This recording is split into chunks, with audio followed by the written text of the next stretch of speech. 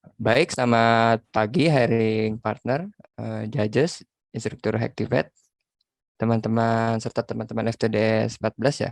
Assalamualaikum warahmatullahi wabarakatuh. Perkenalkan sekalian, saya Atan Rio, kemudian dengan rekan saya Mas Handoko Pramulyo. Hari ini ingin memaparkan terkait segmentasi customer. Nah, sebetulnya bisa dilihat dari gambar di kanan ya, kita bisa melihat bahwa sebetulnya banyak ya segmentasi customer yang bisa kita lakukan. Bisa dilihat dari profiling customer, apakah itu umur, salary, hobi. Ya, kurang lebih seperti itu analoginya. Yang sebetulnya membuat kita itu perlu memahami personalisasi apa yang mesti kita lakukan kepada mereka sehingga mereka itu tetap mau melakukan purchasing ya di toko kita. Nah, kurang lebih itu ya yang menjadi selalu isu penting ya saat ini. Oke, selanjutnya. Oke, selanjutnya kita ini ingin memaparkan dengan ilustrasi bahwa di luar sana itu banyak ya segmentasi profiling dari customer. Nah, pertanyaannya bagaimana mungkin kita bisa mengetahui customer yang akan loss ya. Kemudian juga ada customer champion yang memang belinya banyak, frekuensinya banyak. Kemudian dia belinya juga baru-baru ini gitu. Tapi ada juga mungkin about to sleep ya, udah sangat lama tidak beli, tapi dulu dia itu sempat sering beli ya. Nah, itu bagaimana cara menentukannya. Nah, di proyek kita ini, next, kita akan coba melakukan segmentasi tersebut ya, menggunakan metode RFM tersebut. Menggunakan RFM analisis dan tools yang kita gunakan adalah algoritma Cummins. Dan oke, untuk study course ini kita berada di UK. Oke, di sini lebih lanjutnya kita memaparkan ya, kenapa RFM. Nah, RFM itu sebenarnya tools yang udah well known ya Bapak Ibu. Kenapa kita pakai segmentasi? Kenapa kita pakai ini? Itu tuh segmentasi secara logiknya mudah. Contohnya R-nya itu resensi. Kapan sih sangat baru kemarin banget dia itu beli ya. Yang kedua frekuensi, seberapa sering dia. Kemudian yang ketiga itu monetary value. Seberapa banyak dia beli dalam kurun waktu tertentu. Jika gini ya, biasanya kan semakin sering dia beli, maka kemungkinan dia beli juga itu akan mungkin lebih tinggi ya. Kemudian kalau dia belinya banyak, juga mungkin dia akan beli lagi. Dan kalau dia beli baru-baru ini, kemungkinan dia juga akan beli lagi. Nah, itu logik yang digunakan RFM ya, simple tapi impactful. Nah, ini metode analoginya. Nah, RFM itu adalah teknik segmentasi, melihat segmentasi yang besar, tapi kita kita bagi menjadi bagian yang lebih kecil sehingga kita bisa melakukan segmentasi yang baik dan personalisasi apa yang kira-kira bisa tunjukkan di sini ya, ada bulat, kotak segitiga. Nah, artinya ini dengan RFM ini kita bisa mengetahui ya personalisasi apa yang mesti kita lakukan untuk segmentasi tertentu. Nah, untuk kurang lebihnya seperti itu ya. Nah, ini contoh dataset yang kita temukan ya. Ini datanya banyak ya, ada 1 juta lebih ya. Nggak mungkin bisa dilihat di Excel kan. Nah, makanya kita menggunakan Kamis dan machine learning.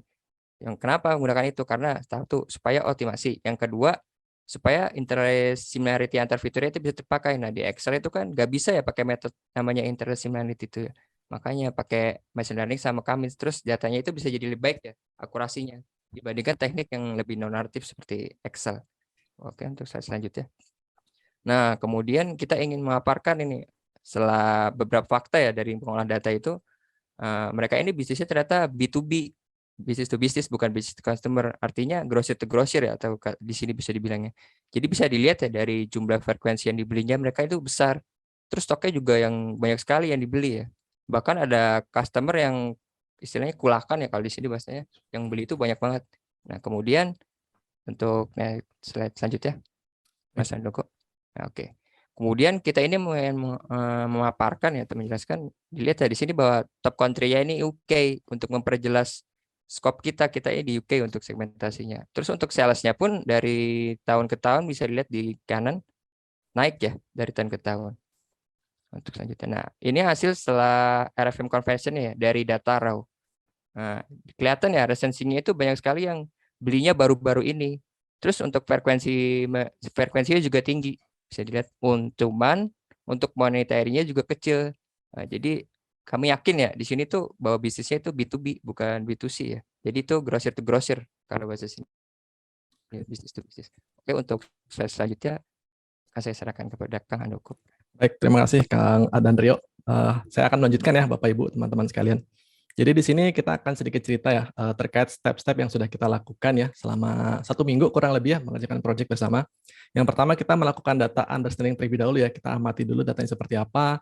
Kemudian kita melanjutkan melakukan feature engineering ya. Kemudian selanjutnya model development dan yang terakhir adalah RFM segmentation. Nah sebetulnya yang menjadi challenge itu adalah melakukan model development ya dengan key berapa sebetulnya yang paling optimal. Berapa sih jumlah segmentasi yang sebetulnya paling tepat yang harus kita tentukan. Nah, kalau kita melihat konsep dari RFM sendiri, sebetulnya makin banyak, makin bagus. Artinya makin spesifik secara marketing sales ya semakin bagus. Nah, cuman kalau kita lihat dari hasil plotting snack plotnya atau istilahnya ini ya plotting untuk mempermudah kita melihat key-means terbaik ternyata ada di angka 6. Nah, terlihat di sini dari sisi R, F, dan M-nya itu betul-betul split ya, jadi nggak ada yang bertumpuk. Sebetulnya bisa di 4, cuman kita kembali ke RFM ya, semakin banyak segmentasi semakin bagus. Jadi makin banyak tapi tetap clear, makanya kita gunakan angka 6. Nah, kurang lebih hasilnya akan seperti ini ya Bapak Ibu ya. Jadi ini alhamdulillah kita selesai bisa melakukan segmentasi dengan baik ya. Jadi sebenarnya kita bisa lihat ternyata ada kategori champions dan potensial loyalis. Jadi mereka ini sebetulnya yang tanpa kita harus maintain promosi yang hebat, mereka pun tetap akan beli purchase ke toko kita gitu. Jadi nggak perlu banyak maintenance yang hebat lah. Jadi kita perlu lebih banyak encourage mereka aja untuk tetap menjadi loyal customer. Nah, kemudian kita grouping juga nih yang kedua, ada yang namanya at risk dan about to slip. Ini sebetulnya mereka potensial ya, cuman loss. Jadi artinya mereka udah lama nggak beli, tapi dia punya potensi yang besar. Ya artinya ini ke depan tahun depan kemungkinan besar mereka nggak akan beli lagi. Sayang ya sebetulnya ini harus kita cepat-cepat grab supaya mereka nggak pergi ya, tetap mau purchase di tempat kita. Dan yang terakhir adalah ini hibernating ya sama loss, ini udah betul-betul jauh sekali, mereka udah nggak beli, jadi nggak kita kategorikan sebagai priority. Oke, nah di sini slide ini kita ingin cerita ya bagaimana kita meyakinkan kami sendiri ya apakah segmentasi sudah sesuai apa belum. Jangan-jangan yang sudah kita lakukan segmentasi tidak sesuai dengan konsep RFM segmentasi itu sendiri. Nah yang pertama kita ingin kasih contoh ya. Saya dan Kang Rio coba kasih contoh. Ini di sini ada champions ya teman-teman Bapak Ibu sekalian. Champions ini kan sebetulnya yang paling top ya, resensi itu betul-betul paling cepat banget dia, baru-baru banget beli, dan ini sesuai dengan plottingnya hasil segmentasi. Kemudian dari frekuensi dan monetary juga pun sama, dia besar. Jadi artinya memang sesuai ya dari sisi segmentasinya dengan menggunakan K-means tadi. Nah selanjutnya ini adalah salah satu slide yang menurut kami kira-kira impactful ya. Mungkin bahasanya gini ya, model itu rasanya nggak ada artinya. Kita bikin model dengan K-means itu sebenarnya nggak ada artinya, nggak ada manfaatnya lah jika memang tidak ada implementasi sebetulnya di lapangan. Jadi sudah bikin segmentasi, tapi kalau tidak dilakukan, tidak diimplementasi oleh teman-teman marketing, sayang ya. Nah, makanya ini adalah beberapa strategi yang kita coba benchmarking, dan dari beberapa referensi juga, ini adalah beberapa list-listnya. Champions, apa yang harus kita lakukan kepada mereka, serta loyalis ya. Kita kasih reward mereka, kasih membership, dan lain-lain. Kemudian kalau memang dia itu adalah customer yang about to slip dan at risk, kita kasih email, kita kasih diskon yang kira-kira spesifik, dan itu gradual ya, sedikit-sedikit makin naik gitu kan, dan seterusnya. Nah, ini adalah beberapa strategi. Nah, baik Bapak Ibu, teman-teman sekalian, ini ada slide terakhir yang ingin kita coba sedikit ceritain. Kira-kira begini ya, izin sharing teman-teman, Bapak Ibu sekalian. Jadi yang kita coba amati dari data ini bahwa ada kategori yang kita anggap sebagai maintain ya. Dengan mereka itu bisa menghasilkan sekitar 9.650K UK sterling. Jadi ini adalah angka yang akan muncul juga di tahun depan. Jadi karena mereka kan sudah loyal ya. Tapi yang justru yang jadi khawatir adalah mereka yang ada di target ini nih, about to slip sama at risk. Dia potensial tapi loss. Artinya angka segini akan loss di tahun depan. Karena mereka nggak akan mau purchase lagi di tempat kita. Nah harapannya dengan RFM ini, kita bisa tetap meng-create angka 3614 ini tahun depan. Nah dengan kira-kira dengan asumsi teori Pareto ya, 80% dari 3614 ini bisa kita pegang lagi. Nah, tentunya pasti ada promosi yang harus kita buat ya. Nah, kita juga dapat beberapa asumsi promosi kita sekitar 10%. Kalau kita akumulasi, kalkulasi, maka kurang lebih dengan RFM ini harapannya bisa meningkatkan sales kita di angka 21%. Demikian Bapak Ibu, teman-teman sekalian, mungkin di sebelah kanan ini ada deployment-nya ya. Kita masukin resensi, monetary, frekuensi, akhirnya di bawah kita bisa melihat bahwa ternyata customer tersebut adalah at risk, dan apa yang harus dilakukan adalah tadi ya, mungkin saya sedikit Oke, nah ini nih ya. Deskripsinya apa, kemudian actionable insight-nya seperti apa. Demikian Bapak Ibu, teman-teman sekalian, kita bisa sharing seperti itu. Terima kasih ya, mungkin mudah-mudahan bisa bermanfaat bagi Bapak Ibu sekalian. Terima kasih. Assalamualaikum warahmatullahi wabarakatuh. Terima kasih.